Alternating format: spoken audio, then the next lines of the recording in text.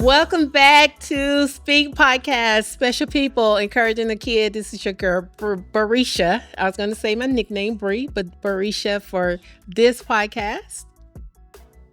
I think I do say Bree for this podcast because, yeah, I am the host. But welcome back. We have with us again Jordan Miller. We've been laughing behind the scenes, y'all. So we're coming on with a joke in our head. So that's where the laughing is coming from. But we are here. I'm sorry. For this episode, it's going to be a great one because on the first one, the part one with Jordan Miller with Generation Y, we were talking about Generation Y and all the things that they do and the assemblies and the mentorship, and how you can volunteer and become a part of this great organization.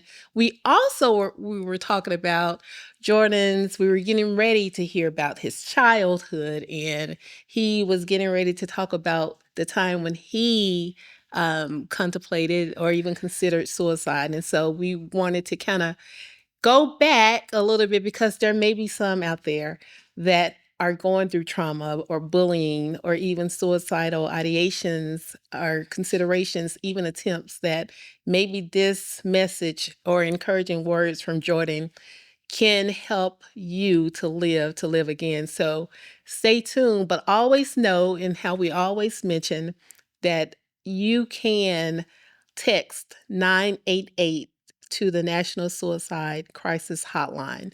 There's always someone available to help you to deal with whatever you're dealing with, or when you're contemplating and thinking about suicide. Someone is there to talk with you, to help lead you to the right person or people.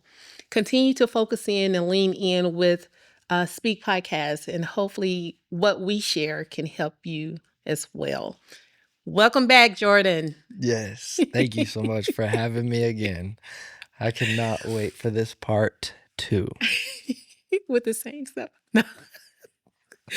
We have really been laughing behind the scenes, you guys. I want to say that I genuinely, now that knowing you for, I would say, was it about a year? It's been a year. Uh-huh. We met literally a year ago at that event. Whenever Isn't that that event crazy? was. Yeah. So getting to know you even more so, I want to genuinely say, I love you, dude. You have amazing, you got an amazing spirit. I love it because even whenever I'm being very sarcastic and joking, I forget that every time that we have meetings, I have to remind myself that if you say something sarcastic, I'm not gonna, you know what I'm saying? Go over my head. And you're so sweet. Oh, I love you, dude. So yeah. That. I don't know if he's for real or not. But anyway, yeah. I am. Okay. That was serious. Okay. That was sincere. That was sincere. Yeah. And I didn't know that your nickname was Bree, and I love that. Now, can I call you that? No, I get it. Yeah, okay, that's fine. No, you should. If it was a yes immediately, then. But no, it's not. We're serious people. We are. We're gonna get to it. We just got to get over this, sarcastic joke that I knew nothing about. But anyway, so Jordan, I think that has also helped me for real. Okay, so we'll reel it in. Let's reel it in. Your own fears or insecurities and things like that. You use jokes. Sarcasm. I leaned more into the being because we growing up, because we were in part 1 of talking about the cliffhanger that we left off on, was childhood. So growing up, I was the one that I was friends with everybody, and I loved. Why were you friends with everybody? You say what? Why? What do you mean why? Because I love everybody. You loved everybody? Genuinely, dude. Yes, I love. Did you need, from some type of insecurity? I don't know. I'm just asking. We real here. Let's keep it real. No, I'll tell you. When my insecurities pop up in conversation, I will let you know. But I genuinely love everybody. That's and you can see by my friend group, you know what I'm saying? I, Yeah. just Yeah. needing as a child to be accepted and loved. Oh, okay. Because Yeah. don't say, oh, okay, like No, I was tracking. no, because Oh, because don't do that to of the, my you. insecurity. Like I tried to be friend with Right. with so many people, Yeah, and yeah. I didn't need to or should not have, but it was because of my insecurities or rejection, Gotcha. feeling rejected. So Yeah, yeah. I wanted to ask that question. That makes sense. Yeah. Yes. I genuinely like I find so many different people like not different. Like I love learning about each and every single one of the, Mhm. and everybody at the end of the day has one thing, and we're all here for a Mhm. purpose. We're all Mhm. here for,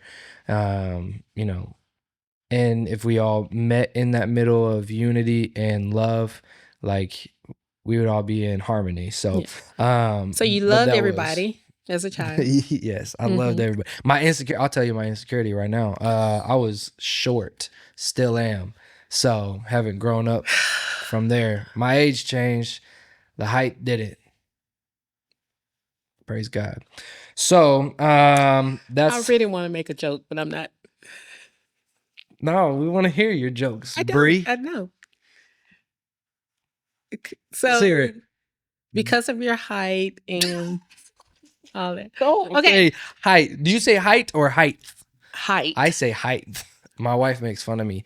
That's probably another thing that I have insecurity about.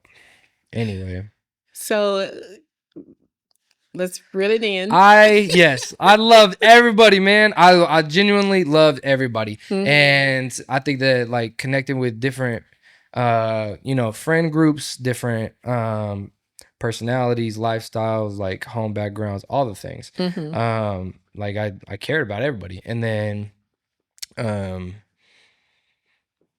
No I trauma or oh, I'm getting there. Yes. in your Sorry. child. Okay. Yes. I'll Mhm. get there. So I'm gonna lead you. I I'm gonna right, guide right. you. Yeah. So like that was I believe the start of it all. Okay. And I don't know if this is like normal or if this is the like turning point of things, but like I got into like creative arts really early in life, like acting or drawing or like writing poetry, all these things. And so but the town I grew up in was not so much into like creative arts or like Mhm. hip hop or anything like that. And so I'm left kind of like wandering, right? And for some reason, like everything that would come out of like writings would always be like depressing, but it naturally like flowed like that. Like I remember one time I wrote this story, like I wrote this like story, and it was of a kid that didn't I get it. Okay. Realization. So I wrote this book. I'm a loop it back. Okay. Okay. I had this book that I wrote of this kid that didn't really have anybody. Mm. And all of his friends like So you're an author. made fun. Well, as a 8-year-old kid, Okay. of course, yeah. But You're they an didn't author. have Amazon, popping back then. So, Mm. but hey, we'll bring it back around. So I had this book and I illustrated it. I drew the pictures. I wrote the story, but it was about this kid that like was alone a lot, Mm. and I got rejected or left. And that's probably the thing that like it stems from for me. That was the aha moment that just happened. Was that I'm an I left this point out. I'm an only child. Didn't really have siblings. I had like a lot of family members that would come live with us and then leave, and then so abandonment. Wow, we are clicking today, aren't we? So I would say that like, yeah, maybe a lot of that was stemmed from Yeah. that was the starting point Yeah. of trauma of Mhm. like losing a lot of people. And then this is where it does get into like the, I guess, quote unquote trauma you're talking about. Like I started even after that, like losing a lot of family members, whether it's to death or like my friends in youth group would car wrecks or drug overdose or Yeah. XYZ is like, it's crazy that I wrote these stories about people leaving Mhm. before people started leaving. You know what I'm saying? And so it was kind of wild. And so, anyways, we had probably. Sorry, go ahead. Let's address that. So you were Let's writing address. stories Yeah, about people leaving before people were leaving. yeah. Were you writing because you felt like that was going to happen, or it was just something that you just was writing about? Yeah, man. It literally came like out of from me drawing, and then I would write it, and then that was it. You know what I'm Oh, saying? And then after that, like that's what started happening. And I wonder if it was like my, God prepping my spirit for loss. You know what I'm saying? let's go a little bit deeper. Now, as an Let's adult, do it. Yeah. do you have a fear of people leaving? Um.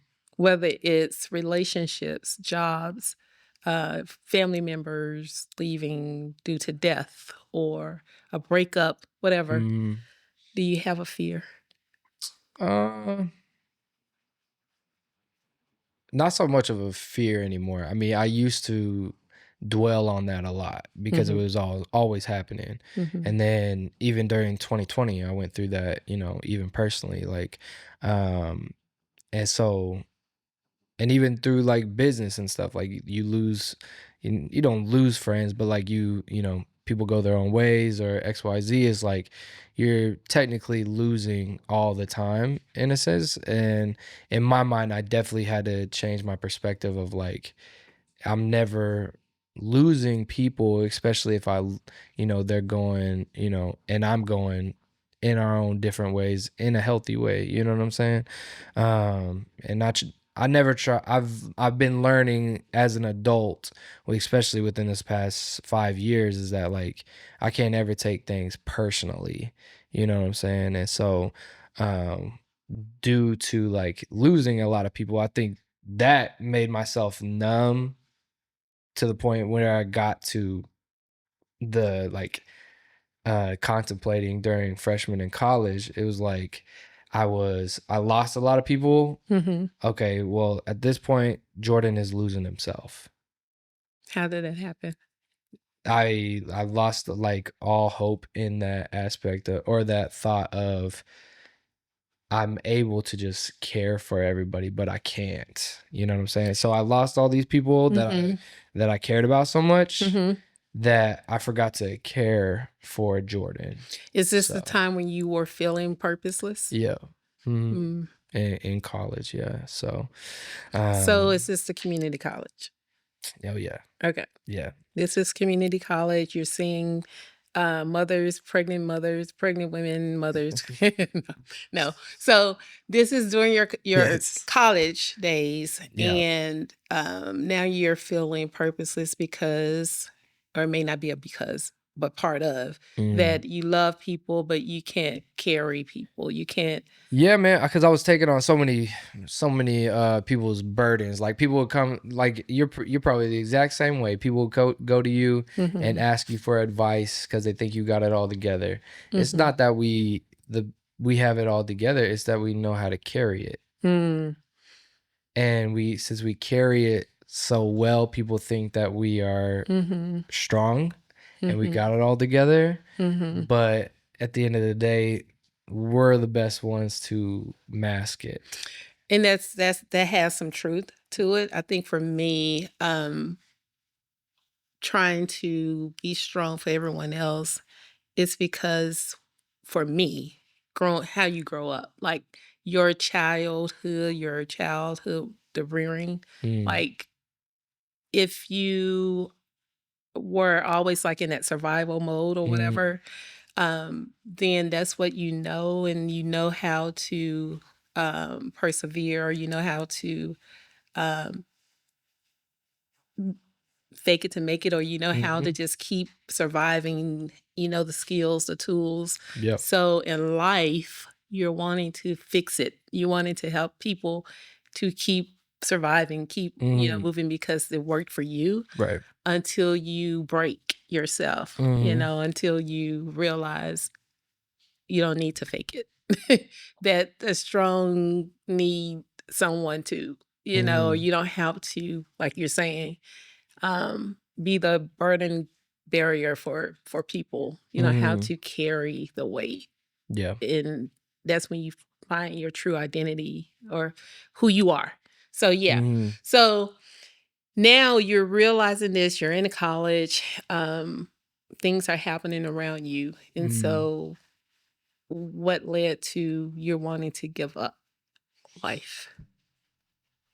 That exact thing that I was left on a minute ago was I was losing myself. So I think that a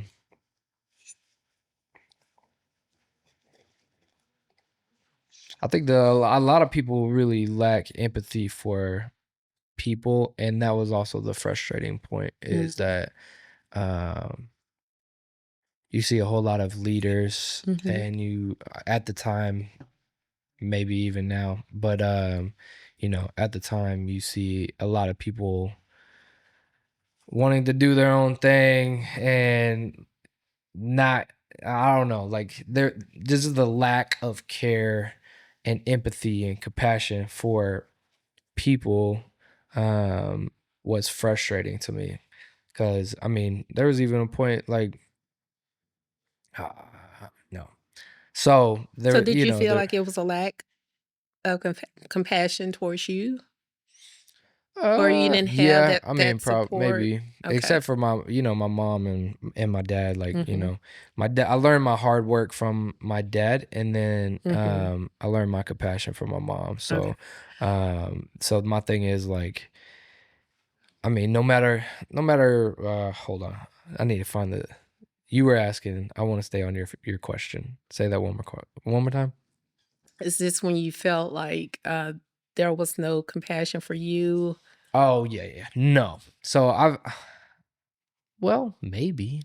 I don't know if I really thought So about it. I really want you to get to where you can talk with our audience about your breaking point and I think that now that sorry, I don't want to cut you off. where you were leading to the suicide. Yes, Yeah. yes. So that is same thing of what I was gonna answer to your last question. So my, I think the thing that I've dealt with after loss, Mhm. right? Mhm. Then when I'm trying to be that person, like you're saying, you know, trying to find the solution, trying to find, okay, how can I be of service? How can I help? How can I do this? Mhm. Or XYZ. And then I won't be seeing my friends go off to, you know, drug rehabs, or I Mhm. won't see my friends, you know, losing themselves in relationships, drugs, alcohol, gangs, like doing all this stuff. And I'm like, you know, I would like to figure out what I can do. Mhm. And going to college seemed like the only answer, I guess, at the time. And so I did that out of like routine of Mhm. people. Like, I'm the first one to go to college out of my family, so I'm like, Congratulations. thank you, I Mhm. appreciate it. I don't think I paid attention very well, but we're here. So but like, my thing is, I was trying to help save everybody, probably because I felt like inside I needed saving. Mhm. So I was doing stuff for others that I wish was, yes, Been doing done to for you. me. Yep. So in a sense, I low key dealt with like self-sabotaging pretty Mm. hard. Mm. Because yeah, it's like, it's not about Jordan, it's about everybody else. And then I forget about Jordan, you know? So at that time, all that weight compiled on the one, you know, one moment, and well, a couple moments, but you know, at the first time I was like, that was it, you know? And What was it? so it was, my friend got taken from our lunch table to a drug rehab that he did not want to go to and was Mhm. not willing to. Mhm. And we all watched that happen. Mhm. And then he went there, was supposed to like find healing and wholeness, but it just got worse. Mhm. And so And how did that affect you? because, well, this is a whole nother topic, but it like shake my foundation of like religion and Mm-hmm. like all these things, because I was like, this is not what God would do, you know Mm-hmm. what I'm saying? And this is not how God would handle it. And so, and I'm not the type of person either to where it's like, if something bad happens, I blame God or Mm-hmm. like ask why or XYZ. I'm like, God has nothing, like God set the world in motion and people do the rest. You know what Mm-hmm. I'm saying? Like, and God steps in and is here and is like, we can dwell. Anyways, long the other story. But like in that moment, I was like, yeah, like, So seeing your friend being taken from out of the cafeteria, the yeah. lunchroom, and this is Mm-hmm. in college, Mm-hmm. and you've already gone through so many losses. You've already, as a child, Uh-huh. 8 years old, writing about people leaving. Mm, And now growing up, people are leaving and you have losses.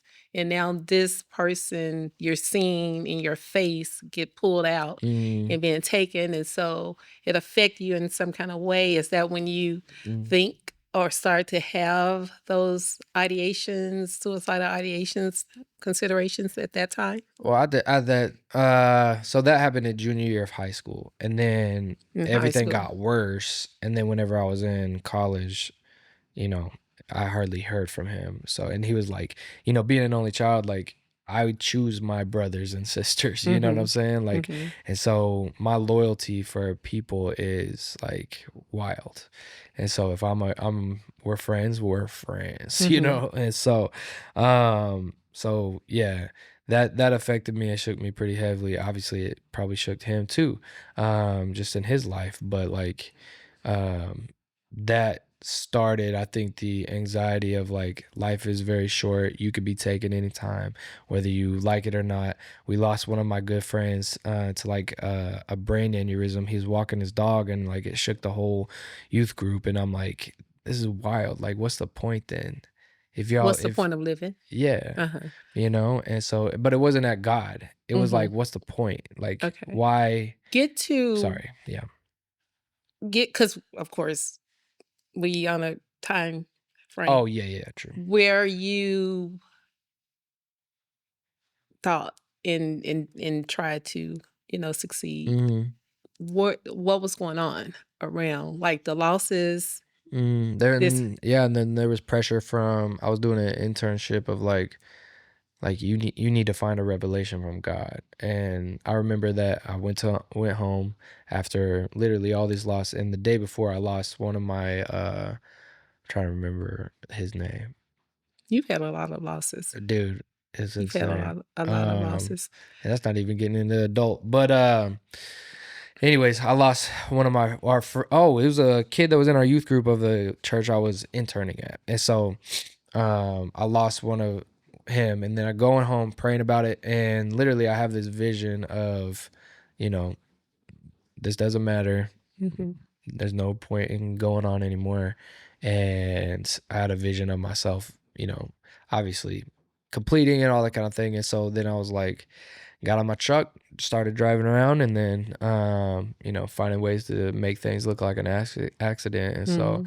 and that was my first anxiety attack that I've ever had in my life. And so um anytime, even now, like anytime my allergies or whatever flare up and I feel like my throat is closing up, I'm like, yep, time to go.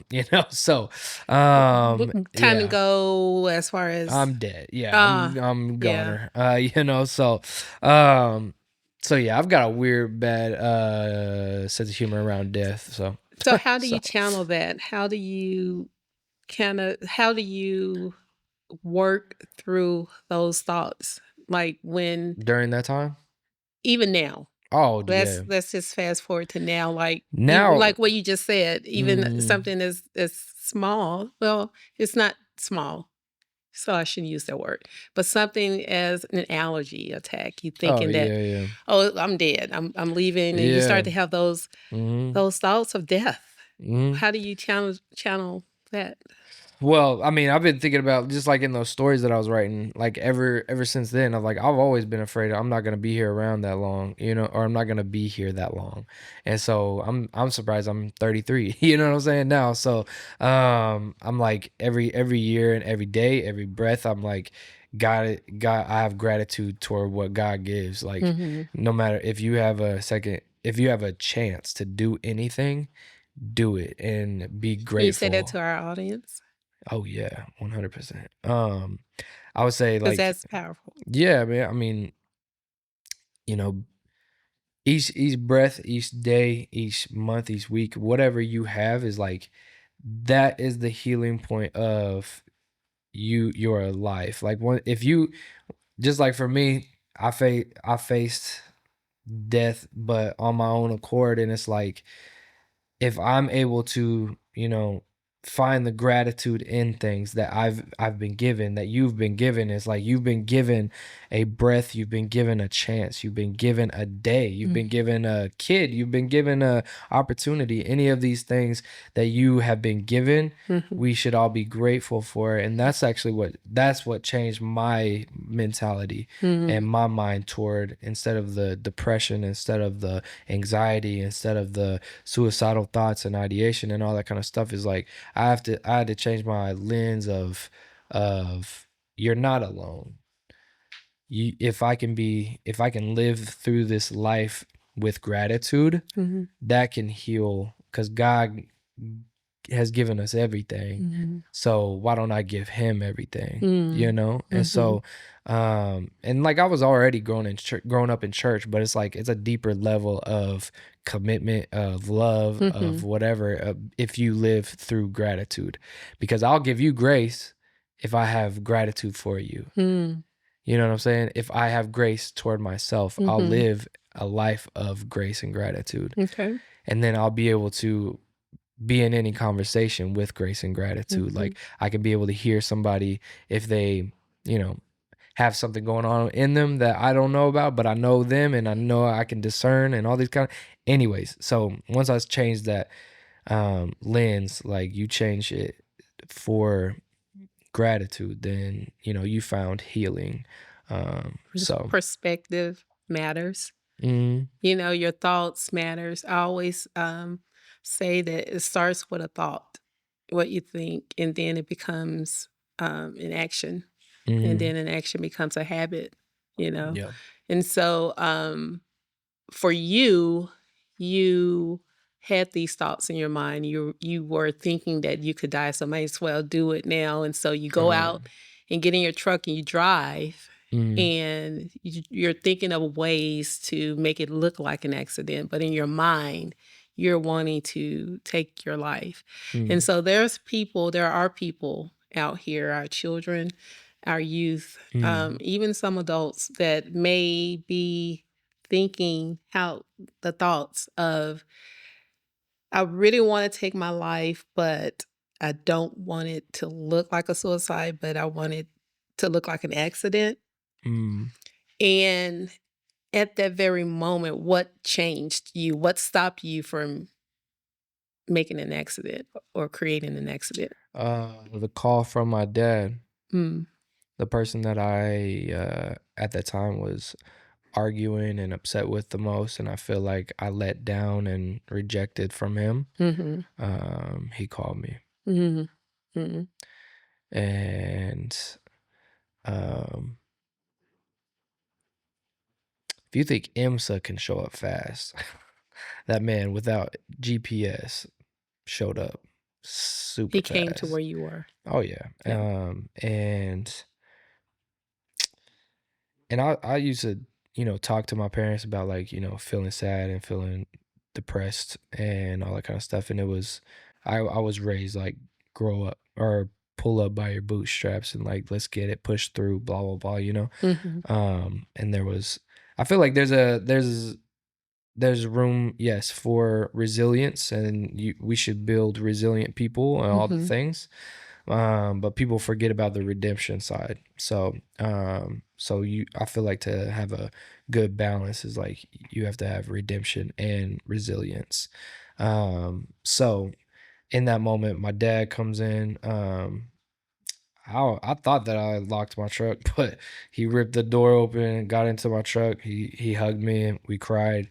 He realized, oh, this is actually a thing, And so for him to, um, hug his only son, that was thinking of not being there anymore, you know, put it into perspective for him, I think, you know. Mm-hmm. And so from then on out, like he's been a whole lot more open about mental health journeys and people in general, having compassion for people. And like my Mm-hmm. dad's growth over these past, you know, I say 15 years has been super dope. And yeah. So, what was your next steps? Like, did you get professional help, or did you just kept being open and kept sharing what was Yeah. going on in your life to your parents? I will say before I say that, I'm gonna say to any of the parents out there right now that are listening, Mhm. um, and it Say it loud so they can hear you. yeah. I mean, I would because I have a 6.5 year old son. He's my height, anyways. But um, I will never look at my son.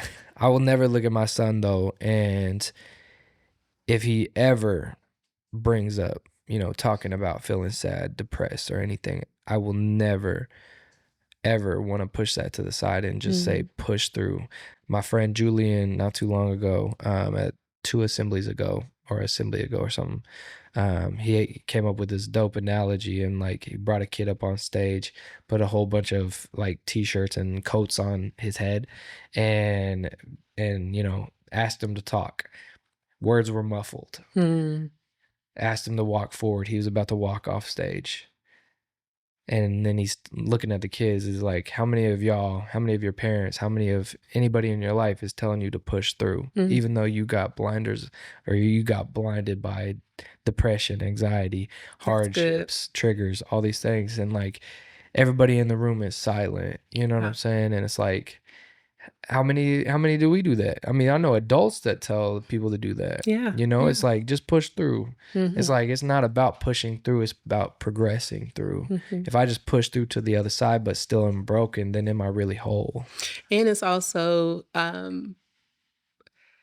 it is so important to have community. It's so important to have support. Like Jordan mentioned, even the time when he was contemplating suicide, thinking about it, even trying to make it look like an accident, when he was driving, his dad called. So his dad came, his dad showed up. That support. Some children, people don't have that, but that's what is so important.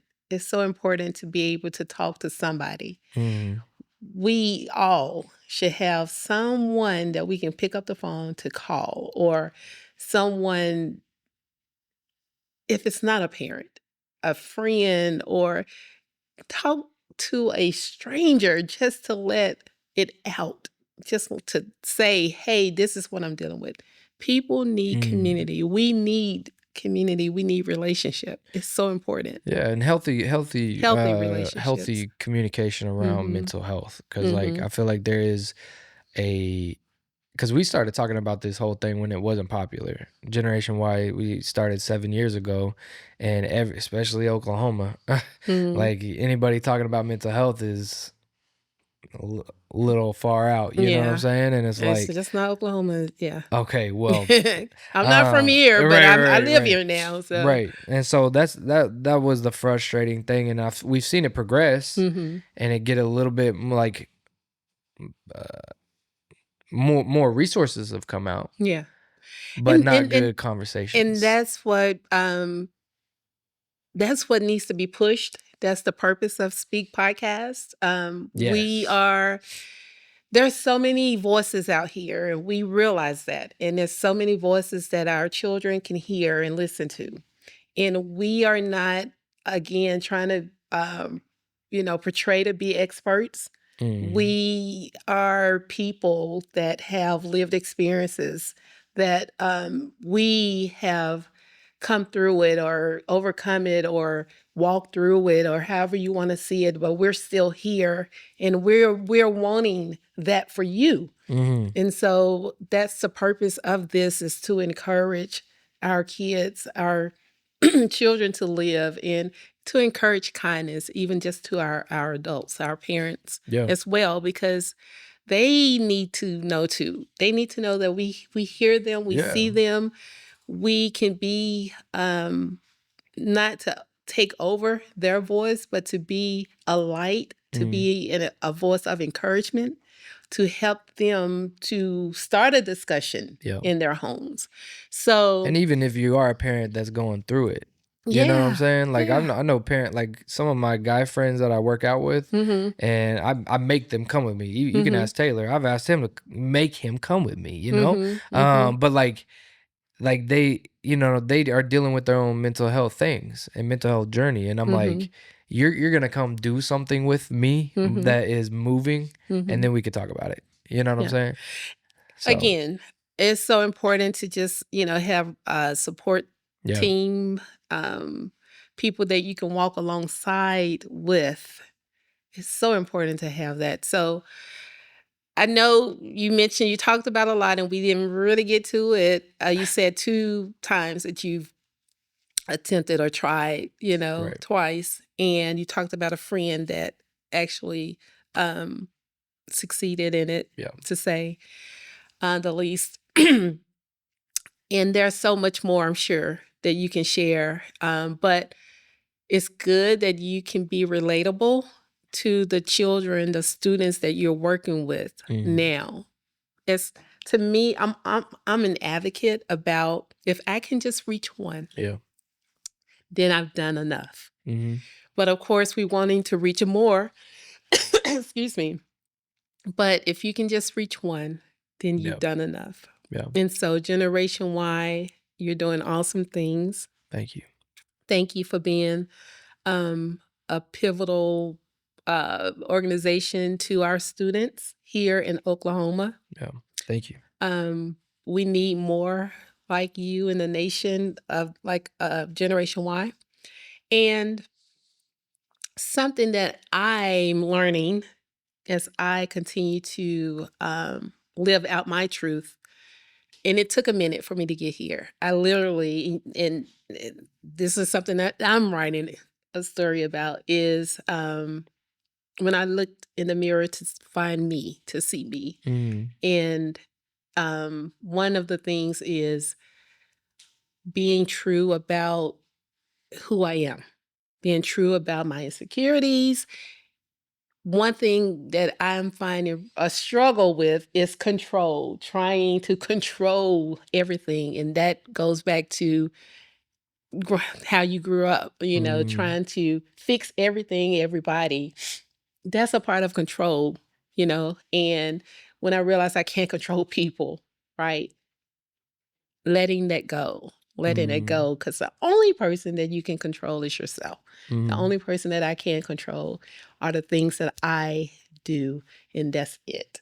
There's going to be losses, as you talked about, from 8 years old to even now. You're going to have losses in life. The previous episodes that I talked about the loss of my brother, the loss of things we went through, grief, the stages of grief. So these things are going to happen in life. You're going to have losses, but having something in your coping toolbox, that you can go to, and being able to share it, to talk about it with someone. Yeah. Having that small group or support group or that community of people that you feel safe with, Yeah. that you can be able to talk about it. Jordan, is there anything else that you want to share with what? Leave something encouraging. Again, you said something powerful, end it with something encouraging, and we're gonna wrap it up with this episode. Yeah, man. Be sure on anything and everything, follow Generation Y, GNWY.co. And what I would say to anybody out there that is, we'll do a generic one and then we'll do a real one. So like everybody out there, you have a purpose. You matter. You are not just taking up space. You are here for a reason. And it's not your job to find out what that reason is. Just know that everything that you do matters. Now, for the person that is going through something right now, all I'm asking you is to stay another day. Your emotions are here. Actions or situations or whatever is on 10. And I've been there. And I just wish somebody would have looked me in the eyes and said, "You're gonna be okay. Mm. You're going to be okay because this situation is not gonna last forever, but you can." So, yeah, stay another day, man. You have a purpose. Know your why. Thank y'all. So Wonderful. Thank you, Jordan. Thank you thank so you. much for being a Thank guest you, here on the Barisha. podcast. You are Bree welcome. Bree. Okay. What it Hey. do, Bree Bree? Okay. That is Yeah. so funny. So thank you all for joining us on this another episode with Speak Podcast. Speak stands for special people encouraging a kid who have been who's gone through trauma, who's experiencing bullying or even suicidal ideations, considerations, even attempt to know that you have someone who wants to encourage you, and that's here at Speak Podcast. We want you to speak up, to speak out, to speak from within, to live again. I keep forgetting to add our email. If you have feedback or you want have questions or you have any concerns, you can email us at speakpodcast1, the number 1, at gmail.com. That's speakpodcast1 at gmail.com. Thank you for sharing, liking, and subscribing. Hope to see you again. Thank you.